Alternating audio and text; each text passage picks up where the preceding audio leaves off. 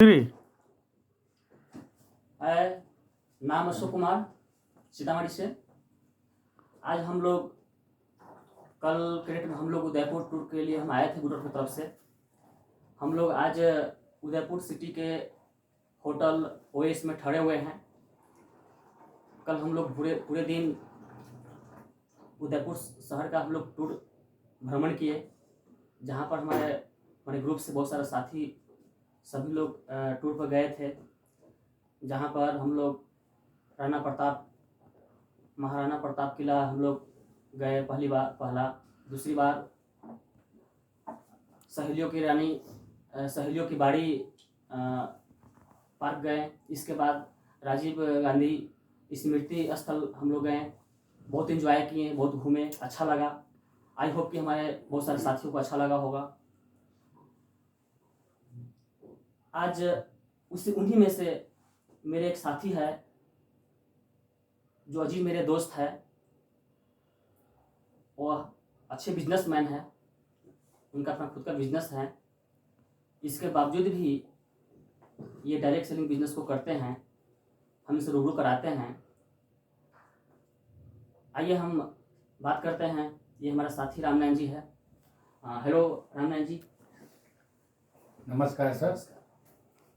ये हमारे मित्र अशोक जी हैं। हम लोग इनके साथ टूर पे उदयपुर आए हुए हैं। यहाँ का मेरे को अनुभव बहुत बहुत बहुत अच्छा लगा। रियल हम अशोक जी आपसे बोलें कि गांव में लोग बाग कहते हैं कि क्या लेके आए हो और क्या लेके जाओगे। रियल वो गांव से निकलते ही नहीं तो उनको दिखेगा क्या कि क्या लेके आना है और क्या लेके जाना है। यहाँ आने के बाद पता चलता है कि हम क्या लेके आएंगे और क्या लेके जाएंगे। अब अशोक जी बोले कि आप एक बिजनेसमैन है, फिर भी इस बिजनेस को क्यों करते हैं। तो रियल बताएं कि बिजनेसमैन को तब पता चलता है जब उसके साथ कोई पेंडेमिक वगैरह गुजरता है, तब उनको समझ में आता है कि भाई स्थिति कैसे नाजुक होती है। हमें भी कोरोना काल के बाद हमको लगा कि हमारा स्थिति क्या है, और अब हम इसको कर रहे हैं लगातार। तो हमें लगता है कि इस बिज़नेस को हमें ज़रूरत क्यों थी और क्यों है। रियल इस बिज़नेस में जो एक मिलता है वो सिक्योरिटी मिलता है, और दूसरा पैसा भी मिलता है, और तीसरा जो घूमने का जो मिलता है ना, वो सबसे बढ़िया यहाँ पे हमें लगा। हम इनके साथ आए यहाँ पे टूर पे, और 5 स्टार होटल में हम लोग रुके हुए हैं। और उसके बाद हम लोग कल राजा के किला पे गए। वाह क्या शानदार किला। जगह जगह पे हम लोगों ने फोटो सेशन किया, खूब इंजॉयमेंट किया। उसके बाद हम लोग रानी की बाड़ी में भी गए, वहाँ पे भी फोटो सेशन किए। वहाँ पे भी हम लोग बढ़िया इंजॉयमेंट किए। उसके बाद का जो था राजीव गांधी स्मृति स्थल, वहाँ पे भी हम लोग गए। उसके बाद लगा कि क्या जगह है, रियल एक स्वर्ग है उदयपुर। उसके बाद जो यहाँ का रहने का, खाने का जो सब हम लोगों ने देखा ना, हमें लगा कि अगली बार हम जब भी कोई भी कंपनी की कोई अनाउंसमेंट होगा, उसको इससे भी बढ़ चढ़ के हम हिस्सा लेंगे। थैंक यू अशोक जी। तो रामनारायण जी, आपका अपना बिजनेस है और आप सफल है उस बिजनेस में। इसके बावजूद भी आपने डायरेक्ट सेलिंग को क्यों चुना और क्यों किया? सर, डायरेक्ट सेलिंग को चुनने का एक ही मकसद है, अब मुझे पता चलता है। क्योंकि पहले तो वो नहीं समझ में आता था, पर अब समझ में आ रहा है कि डायरेक्ट सेलिंग यदि मैंने किया तो कितना अच्छा किया।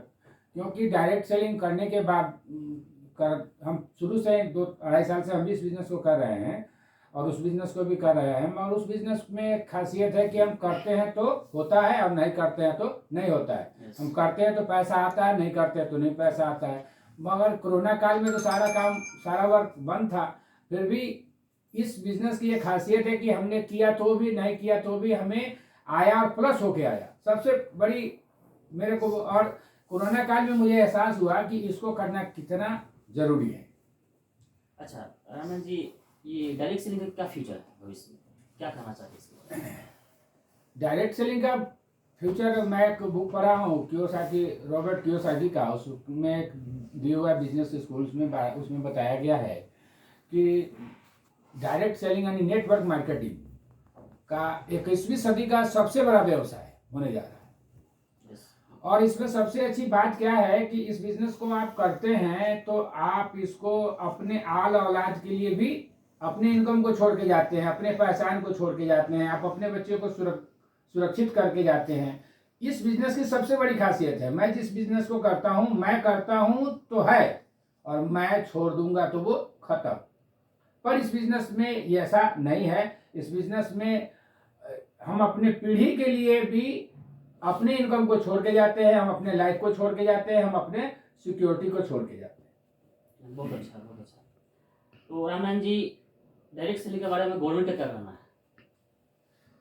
डायरेक्ट सेलिंग के बारे में तो अब गवर्नमेंट खुल करके बता रही है कि डायरेक्ट सेलिंग आने वाले 5 सालों में इतना बढ़ चढ़ के वर्क करेगा। अब जैसे हम सुनते 2014 में सरकार आई थी, मोदी जी की सरकार आई थी, तो उस समय मोदी जी बताए थे कि हम आपके इनकम को बड़ा करेंगे।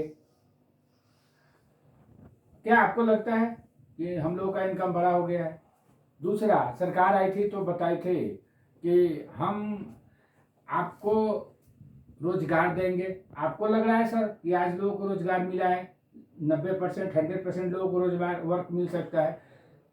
एक्चुअली सरकार का जो उद्देश्य था वो एकदम क्लियर था और है भी। आज हमें नहीं दिख रहा है, पर 2025-30 आते आते आपको लगेगा कि 90% नहीं 100% लोगों को रोजगार मिल जाएगा और हमारी इनकम बड़ी हो जाएगी। और ये सब सिर्फ और सिर्फ संभव है डायरेक्ट सेलिंग। बहुत बढ़िया रामनाथ जी, मुझे लगता है कि हर इंसान को डायरेक्ट सेलिंग करना चाहिए। एकदम एकदम एकदम। अच्छा, डायरेक्ट सेलिंग करने के लिए यहाँ पर कोई क्वालिफिकेशन की जरूरत पड़ती है या कोई पैसा वैसा की जरूरत पड़ती है? सर, इस बिजनेस की यही तो सबसे बड़ी खासियत है कि ना तो इसमें रूप चाहिए, नहीं तो गुण चाहिए और नहीं तो मनी चाहिए, कुछ भी नहीं है। तो भी यदि हाँ, इसमें एक क्वालिटी चाहिए, यदि आप में जज्बा है आगे बढ़ने का, आप यदि किसी कारण से स्कूली लाइफ में आप कुछ नहीं कर पाए या फिर सेकेंड स्टेज में कुछ नहीं कर पाए तो थर्ड स्टेज में भी आप करना चाहते हो तो भी कर सकते हैं, सेकेंड स्टेज में भी कर सकते हैं और फर्स्ट स्टेज में भी आप इस बिजनेस में, क्योंकि इसमें किसी चीज़ की ज़रूरत नहीं है, रिक्वायरमेंट नहीं है, सिर्फ आपके अंदर एक हौसला होना चाहिए, जज्बा होना चाहिए और आप चाहे तो इस बिजनेस में कामयाबी हासिल करके अपना इतिहास बना सकते। चलिए ठीक है। तो यहाँ आने के बाद हम लोग टूर आए हुए हम लोग साथ में, तो यहाँ आने के बाद आपको कैसा लगा? दौड़ में बताइएगा कैसा लगा? सर बहुत बहुत बहुत अच्छा लगा। क्या बताएं सर, हम कल्पना नहीं किए थे कि जाएंगे टूर पे तो इतना होगा। अच्छा, आप तो सोचे कि जाएंगे घूमेंगे 2 जगह 3 जगह, हम तो 5 स्टार होटल में सर पहली बार रुके ही हैं। तो हम आपको कैसे बताएं कि होटल है क्या, होता है क्या। हम लोग तो सीतामढ़ी के छोटा सा ज़्यादा से ज़्यादा उमंग एगो बेड लेके रहे हुए हैं। क्या आप यहाँ आने के बाद ना पता चलता है कि 5 स्टार होता क्या है। अच्छा, तो आप तो ट्रेडिशनल मार्केटिंग में बिजनेस करते हैं, ट्रेडिशनल बिजनेस आपका है, तो क्या उसमें घूमने का उतना मौका नहीं मिलता है क्या? मिलता है सर, पर वहाँ पे दूसरी एक समस्या क्या है ना कि हम लोग घूमते हैं तो हमारी कंपनी घुमाती है तो गलत सामान हम लोगों में इंट्रोड्यूस करके या फिर अनाप शनाप कंपनी हमसे ग्राहक से वसूल करके हमारे माध्यम से वसूलती है और फिर घुमाती है। पर इतना बढ़िया 5 स्टार होटल में तो नहीं ना, ज़्यादा से ज़्यादा वो रेस्टोरेंट अथी में रखते ही है, ठीक है ना, रेस्टोरेंट हो गया या फिर इतना बढ़िया वहाँ पे नहीं मिलता। मेरा कहने का मतलब था कि कोई अगर बिजनेस ट्रेडिशनल मार्केटिंग बिजनेस करते हैं तो ट्रेडिशनल बिजनेस करते हैं तो उसमें तो समय मिलता नहीं घूमने के लिए, वो तो अपने 24 घंटा बिजनेस में बैठे रहते हैं। सर कोई भी 24 घंटा अपने वर्क को नहीं करता, ठीक है सर, कोई भी, क्योंकि कोई भी काम समय से चलता है, उसका टाइमिंग होता है, ठीक है सर। तो एक्स्ट्रा टाइम जो है हम एक टाइम मैनेजमेंट एक बुक है, उसको किस राइटर का मुझे याद नहीं, पर मैं उसको रीड कर रहा था तो मैं देखा कि आदमी जो मैनेजमेंट करता है अपने टाइम को, वही आगे बढ़ता है।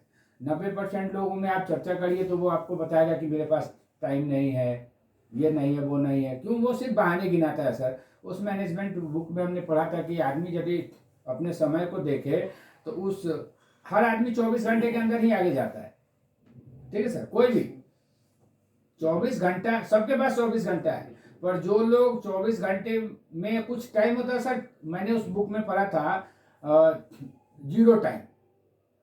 जो लोग जीरो टाइम को इन्वेस्ट करते हैं अपने लाइफ में, वो आगे चले जाते हैं, और जो लोग जीरो टाइम को गंवा देते हैं, वो अपने इस लाइफ को गंवा देते हैं। अब जैसे जीरो टाइम होता क्या है, तो उस बुक में दिखाया गया था कि जीरो टाइम क्या है।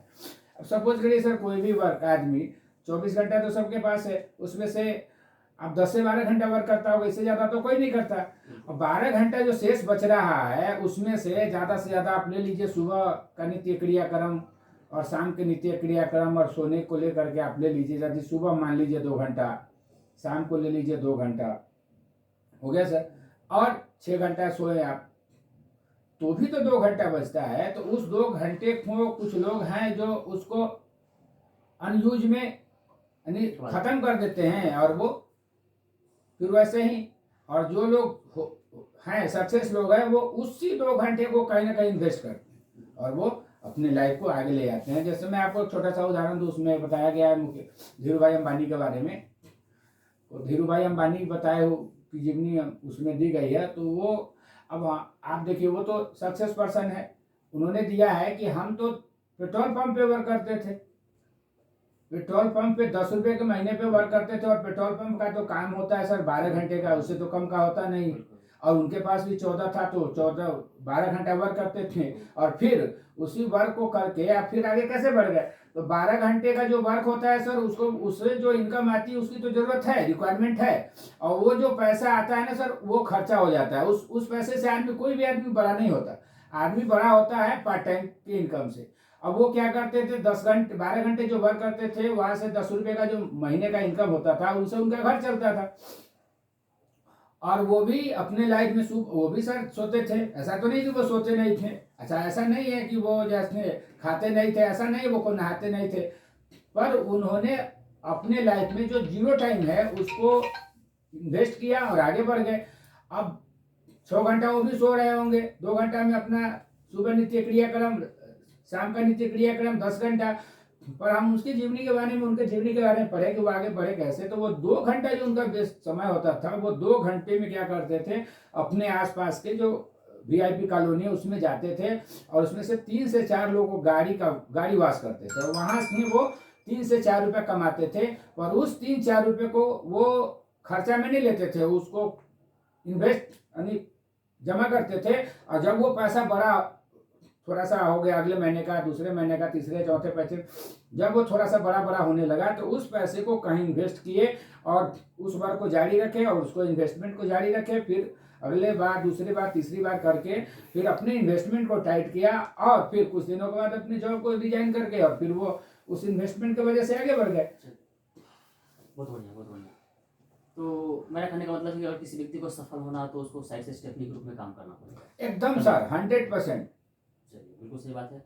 तो अच्छा रामनारायण जी, जो साथी आज हमारे साथ में यहाँ नहीं आ पाए, उनके उसके बारे में क्या कहना चाहते हैं? उनके बारे में क्या कहेंगे सर, उनको एक्चुअली क्या है ना, कुछ लोग ऐसे भी होते हैं जिनको कुछ यानी आ जाते हैं, ललक नहीं होती कुछ करने की। अब देखिए, इतनी छोटा सा टारगेट था, 8000 बीबी। 8000 बीबी माने 10 से 12 हजार रुपये का, 10 से 12 हजार रुपये का वो प्रोडक्ट यदि सेल करके इस टूर पे नहीं आ सकते, 5 स्टार होटल में नहीं रह सकते, तो फिर क्या कर सकते हैं। अब जैसे हम लोग को एक रेस्टोरेंट में कंपनी ले आती है, घुमाती है और टिकाती है, तो उसमें हम लोग को लाखों रुपए का सेल कंपनी को देना पड़ता है, तब हमको वो रेस्टोरेंट में रखती है, और फिर वो हमें घुमाती है। और यहाँ 7-8 हजार रुपये में कंपनी, या 10 हजार रुपये में कंपनी यदि टूर कराती है, और हम नहीं कर पा रहे हैं, तो हमको लगता है कि हमारे अंदर अभिलाषा नहीं है। और ऐसे ही लोग कहते हैं कि हमारे पास टाइम नहीं है और इस बिजनेस को किया नहीं जा सकता। आई होप कि थैंक यू रामनारायण जी, बहुत बढ़िया सर, थैंक यू। आपने समय देने के लिए बहुत बहुत धन्यवाद। आई होप कि आज इंटरव्यू सबको अच्छा लगा होगा। तो हम फिर दोबारा ऐसे मिलेंगे आपसे। तो इस वीडियो को अच्छा लगा तो उसको आप लाइक करें, और हमारे चैनल को सब्सक्राइब करें, और इस वीडियो को आप आगे देखें, सब्सक्राइब करें और लाइक करें। Thank you.